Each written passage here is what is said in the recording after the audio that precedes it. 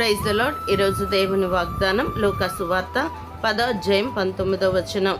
ఏదియు మీకెంత మాత్రమును హాని చేయదు. ప్రియ దైవజనమా, దేవాది దేవుడైన యేసయ్యను నమ్మిన వారి వలన ఈ సూచక క్రియలు కనబడును. ఏవనగా ఆయన నామమున దెయ్యములను వెళ్ళగొట్టుదురు, కొత్త భాషలు మాట్లాడుదురు, పాములను ఎత్తుపట్టుకుందురు, మరణకరమైన దేది త్రాగినను అది వారికి హాని చేయదు. రోగుల మీద చేతులుంచినప్పుడు వారు స్వస్థత నొందుదురు.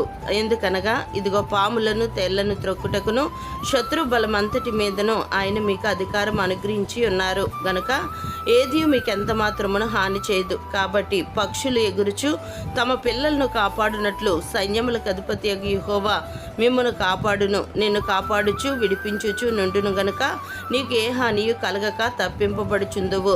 దేవుడు మిమ్మును దీవించునుగాక. ఆమెన్.